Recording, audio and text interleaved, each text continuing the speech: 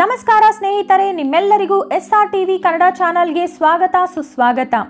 ಶ್ರೀಕೃಷ್ಣನಿಗೆ ಪುತ್ರನಾಗಿ ಜನಿಸಿದರು ಪರಮೇಶ್ವರ.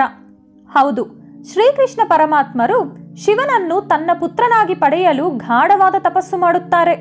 ಅದಕ್ಕೆ ಕಾರಣವೇನೆಂದು ಈ ವಿಡಿಯೋ ಮೂಲಕ ತಿಳಿಯೋಣ.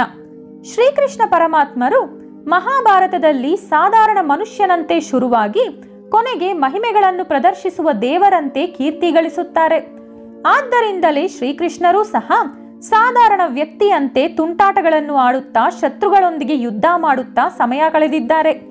ಅವರು ಮಹಿಮೆಗಳಿಂದಲೇ ಗೆಲ್ಲಬೇಕೆಂದುಕೊಂಡಿದ್ದರೆ ಇಡೀ ಭೂಮಿಯನ್ನು ಕ್ಷಣದಲ್ಲೇ ಗೆಲ್ಲಬಹುದಿತ್ತು. ಜಾಂಬವಂತನೊಂದಿಗೆ 28 ದಿನಗಳ ಕಾಲ ಶಮಂತಕಮಣಿಗಾಗಿ ಹೋರಾಡುತ್ತಾರೆ. ಕಾಲ ಕಳೆಯುತ್ತಿದ್ದಂತೆ ಶ್ರೀಕೃಷ್ಣನ ಬುದ್ಧಿವಂತಿಕೆ, ಬಲರಾಮರ ಬಲದಿಂದ ಯಾದವ ವಂಶ ಬಹಳ ಅಭಿವೃದ್ಧಿ ಗಳಿಸುತ್ತದೆ. ಆದರೆ ಇದೇ ಬಲ ಮುಂಬರುವ ಕಾಲದಲ್ಲಿ ಲೋಕಕ್ಕೆ ಕೇಡು ತರುತ್ತದೆ. ಅತಿ ಸರ್ವತ್ರ ವರ್ಜಯೇತ್, ಅಂದರೆ ಯಾವುದು ಅತಿಯಾದರೂ ಸಹ ಒಂದು ದಿನ ಅದು ನಶಿಸಲೇಬೇಕು. ಹಾಗೆಯೇ ಈ ಯದುವಂಶದ ಬಲ ಕೂಡ ಅಂತ್ಯವಾಗಲೇಬೇಕು ಎಂದು ಶ್ರೀಕೃಷ್ಣ ನಿರಂತರವಾಗಿ ಯೋಚಿಸುತ್ತಲೇ ಇದ್ದರು. ಅದೇ ಸಮಯದಲ್ಲಿ ಜಾಂಬವತಿ ನನಗೆ ಸಂತಾನ ಬೇಕೆಂದು ಕೃಷ್ಣನ ಬಳಿ ಕೇಳುತ್ತಾಳೆ. ಆಗ ಅವಳ ಕೋರಿಕೆ ನೆರವೇರಿಸಲು ಕೃಷ್ಣ ವಂಶ ನಾಶಗೊಳಿಸುವಂತಹ ಪುತ್ರನಿಗಾಗಿ ಗಾಢವಾದ ತಪಸ್ಸು ಮಾಡಲು ಶುರು ಮಾಡುತ್ತಾರೆ. 6 ತಿಂಗಳು ತಪಸ್ಸು ಮಾಡಿದ ಬಳಿಕ ಶಿವ ಪ್ರತ್ಯಕ್ಷವಾಗುತ್ತಾರೆ. ನನಗೆ ನೀವೇ ಪುತ್ರನಾಗಿ ಜನಿಸಬೇಕು ಎನ್ನುತ್ತಾರೆ ಕೃಷ್ಣ. ಅದಕ್ಕೆ ಶಿವ, ಸಾಕ್ಷಾತ್ ವಿಷ್ಣುವೇ ಕೇಳಿದ ಮೇಲೆ ನಾನು ನಿರಾಕರಿಸುತ್ತೀನಾ ಎಂದು ಹೇಳಿ ಜಾಂಬವತಿಯ ಗರ್ಭದಲ್ಲಿ ಸಾಂಬಾ ಎನ್ನುವ ಹೆಸರಿನಿಂದ ಶಿವ ಜನಿಸುತ್ತಾರೆ.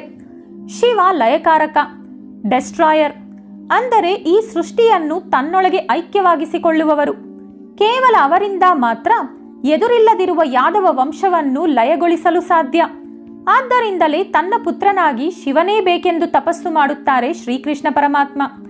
ಸಾಂಬಾ ನೋಡಲು ಬಹಳ ಮುದ್ದಾಗಿ, ಸೌಂದರ್ಯವಾಗಿ, ಆಕರ್ಷಿತನಾಗಿ ಶ್ರೀಕೃಷ್ಣನನ್ನು ಹೋಲುವಂತೆ ಇದ್ದ. ಶ್ರೀಕೃಷ್ಣರಿಗೆ ಅತ್ಯಂತ ಪ್ರೀತಿಯ ಪುತ್ರ ಕೂಡ. ಸಾಂಬನಿಗೆ ಯುಕ್ತ ವಯಸ್ಸು ಬಂದ ಸಮಯದಲ್ಲಿ ಹಸ್ತಿನಾಪುರದಲ್ಲಿ ದುರ್ಯೋಧನನ ಕುಮಾರಿಯಾದ ಲಕ್ಷ್ಮಣಾಳ ಸ್ವಯಂವರ ನಡೆಯುತ್ತಿರುತ್ತದೆ. ಆ ಸ್ವಯಂವರಕ್ಕೆ ಎಷ್ಟೋ ವೀರರು, ಪರಾಕ್ರಮಿಗಳು ಆಗಮಿಸಿರುತ್ತಾರೆ.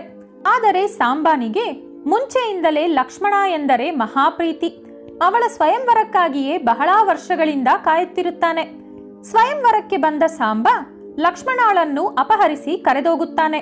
ಅಲ್ಲಿರುವ ರಾಜರೆಲ್ಲರೂ ಕೃಷ್ಣನಿಗೆ ಹೆದರಿ ಸಾಂಬನನ್ನು ತಡೆಯುವುದಿಲ್ಲ. ಏಕೆಂದರೆ ಕೃಷ್ಣ ಹಾಗೂ ಅವರ ಯದು ಸೈನ್ಯವನ್ನು ಎದುರಿಸಲು ಯಾರಿಂದಲೂ ಸಾಧ್ಯವಿಲ್ಲ. ಆದರೆ ಹಸ್ತಿನಾಪುರ ಪ್ರಬಲ ರಾಜ್ಯ. ಆ ರಾಜ್ಯದ ಅಧಿಪತಿ ಧೃತರಾಷ್ಟ್ರರು, ಯುವರಾಜ ದುರ್ಯೋಧನ. ಆ ರಾಜ್ಯದಲ್ಲಿ ಭೀಷ್ಮ ಪಿತಾಮಹ, ದ್ರೋಣಾಚಾರ್ಯ, ಅಶ್ವತ್ಥಾಮ, ಕರ್ಣರಂತಹ ಎಷ್ಟೋ ಜನ ಅತಿರಥ ಮಹಾರಥರಿರುತ್ತಾರೆ. ಅವರು ಸುಮ್ಮನಿರುತ್ತಾರಾ? ಸಾಂಬನೊಂದಿಗೆ ಹೋರಾಡಿ ಅವನನ್ನು ಸೋಲಿಸಿ ಕಾರಾಗಾರದಲ್ಲಿ ಬಂಧಿಸುತ್ತಾರೆ.